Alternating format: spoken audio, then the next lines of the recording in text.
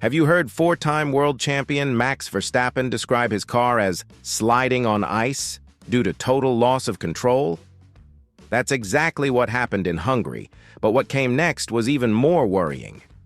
Red Bull Racing has just openly acknowledged that it has completely failed in its attempts to solve the problems with the RB21, and the implications of this could be far more serious than anyone could have imagined.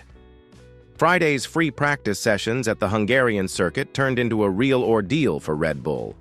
Verstappen was unable to find the right balance for the car throughout the session, reporting that it was impossible to control, and even falling behind his teammate Yuki Tsunoda, an extremely rare occurrence. However, this is where the first worrying sign emerges. When the four-time world champion says that the car feels like it is sliding on ice, it is not just a momentary outburst of frustration. It is an accurate technical assessment from a driver who knows every detail of what it means to drive in Formula One. Laurent Mekies, the new team principal who took over from Christian Horner, was extremely direct in his statements to Sky Sports. The team tried every possible alternative to reverse the situation during the night, just as it had done in previous seasons.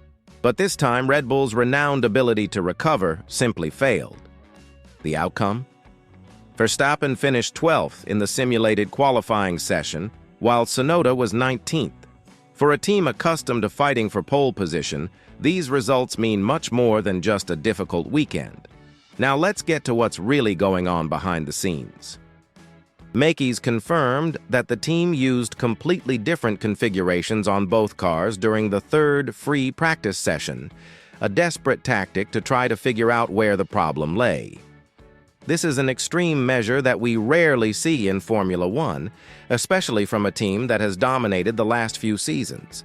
When a top team needs to split its cars down opposite development paths, it shows that the engineers are completely lost. It's similar to a doctor who can't identify the illness and decides to try every treatment available at once. But what is most striking about Mekies' statement is his direct acknowledgement that we were unable to give our drivers the car they wanted. This is not a typical statement from a team boss, especially when referring to Red Bull. It is practically a public admission of technical incompetence, and it raises an unsettling question. If they cannot solve fundamental grip issues in a single weekend, how will they compete for the championship against teams such as McLaren and Ferrari, which are clearly on the rise? McLaren with Lando Norris flying in recent races, and Ferrari, now with Lewis Hamilton bringing all his seven-time championship experience to bear, are certainly watching this situation with satisfaction. The situation becomes even more delicate when we examine the overall picture for the season. Red Bull had been losing ground to the competition in previous races, and now we have confirmation that the problems are more serious than they appeared. Mekies reported that from the first lap on Friday, they realized that something was wrong, and after 2 full days of experimentation and modifications, they remain unable to find the answer. This is not only frustrating, it is technically alarming for a team that prided itself on its ability to adapt quickly. Herein lies a fundamental issue that few are addressing: Red Bull's over-reliance on Verstappen's input. Mekies was clear in stating that having Max on the team is fundamental and a huge advantage in understanding when the car is working and when it is not.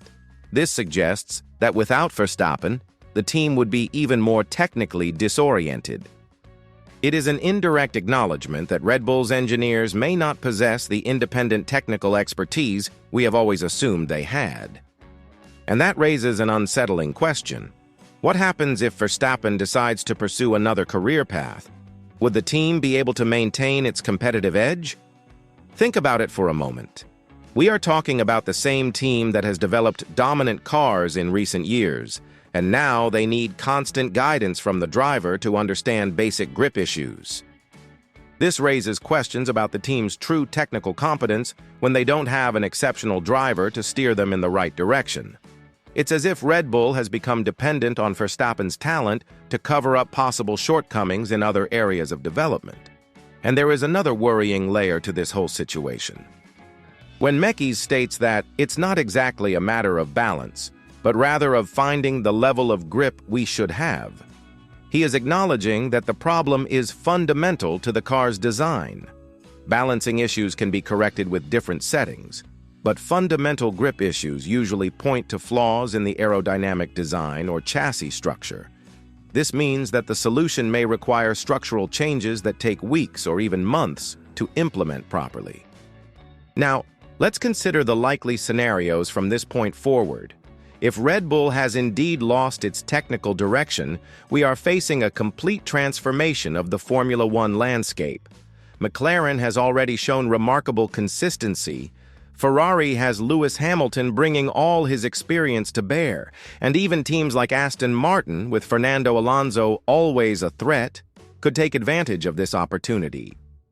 Red Bull's era of absolute domination may be ending more quickly than anyone imagined, and this could lead to the most balanced season in recent years. But there is another aspect that we cannot ignore: the psychological impact of this situation on Verstappen himself. For the first time in years, he is facing a car that simply does not obey his commands, and this could influence not only his performance, but also his confidence in the team.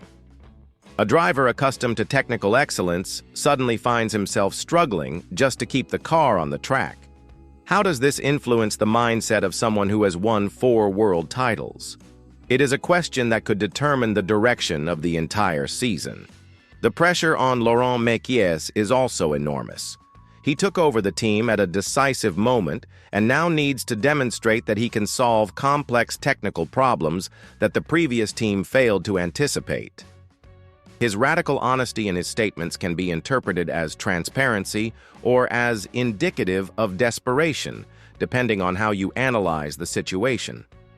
But one thing is certain: publicly admitting that the team has failed is a calculated risk that could either unite the team in search of solutions or generate even more internal pressure.